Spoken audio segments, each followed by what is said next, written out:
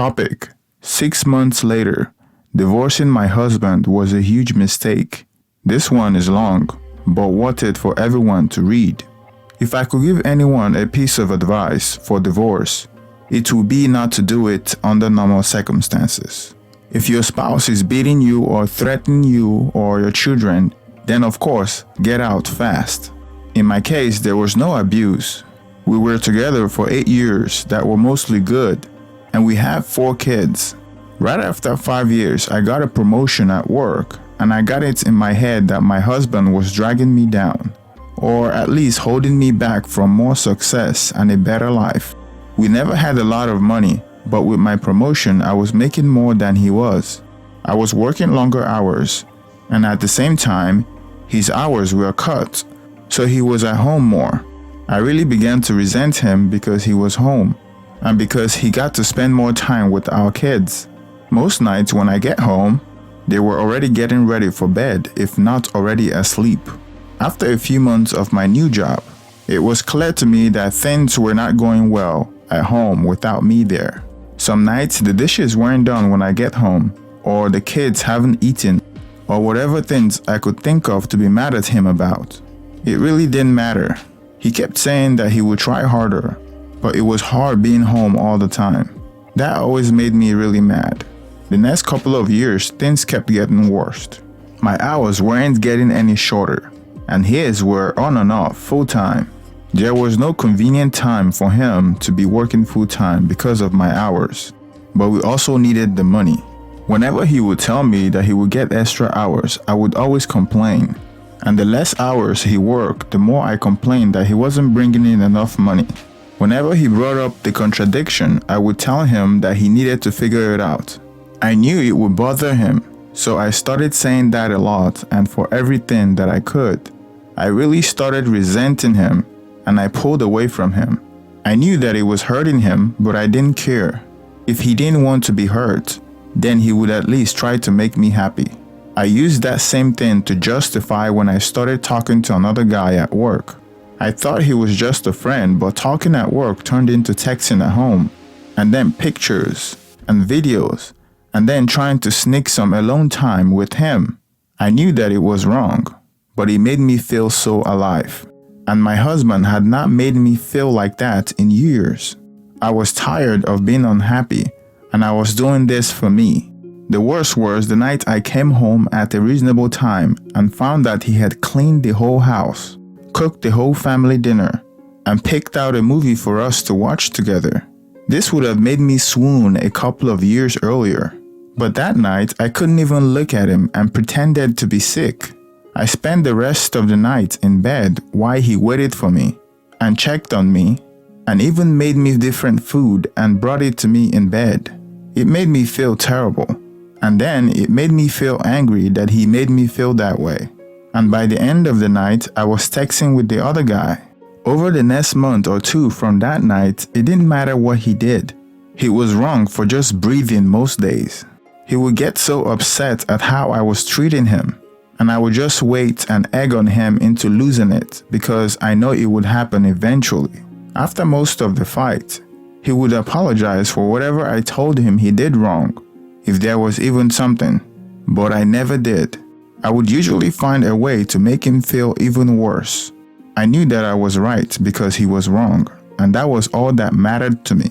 I didn't even pretended that I cared when he found out about my relationship with the guy from work. It really destroyed me inside to see him holding back tears. But I wasn't going to let him see that. He was at his weakest, and that was when I chose to tell him that I wanted a divorce.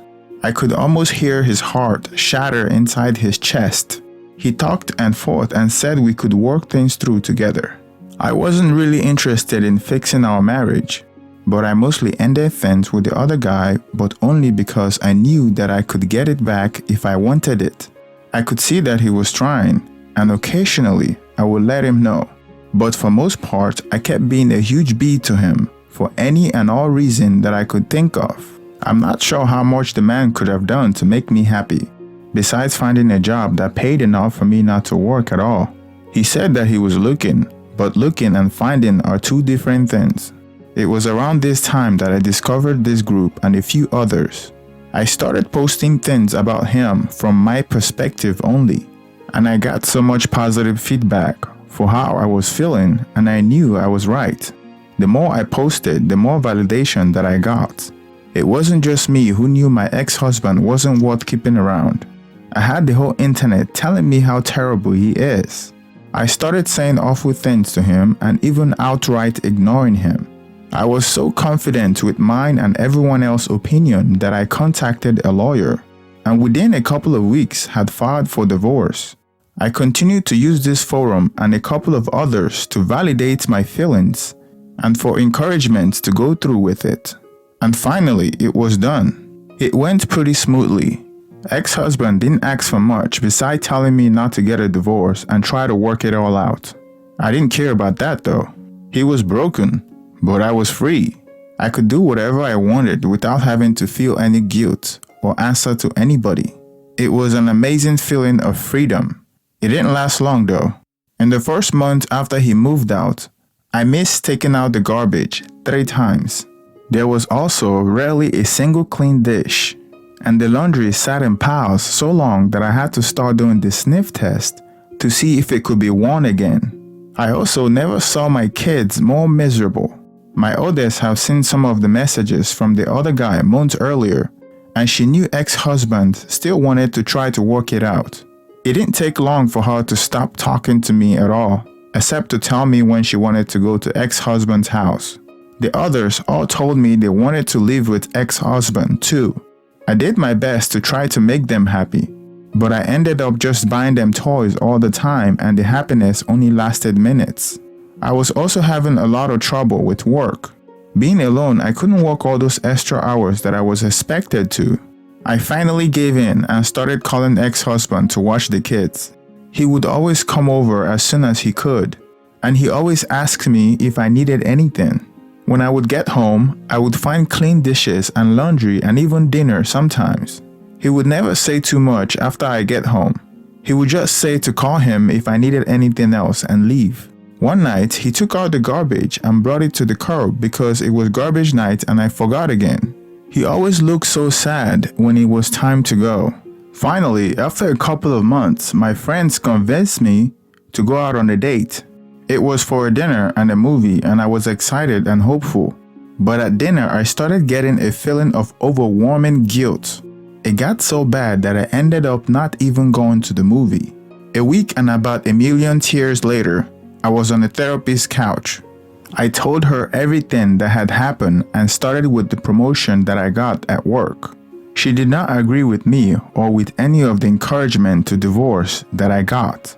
I ended up in her office 2 and sometimes 3 times a week, and the more that I talked to prove that I was right, the more that I started to see how wrong I was.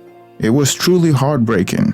I don't know if I cried as much in my whole life as I did in the first month in her office.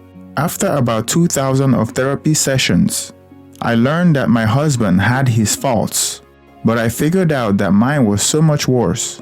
I did so many awful things and said many awful things that I wouldn't want to be with me, but he did. I still remember him asking me in the meeting with the lawyer to please not go through with it.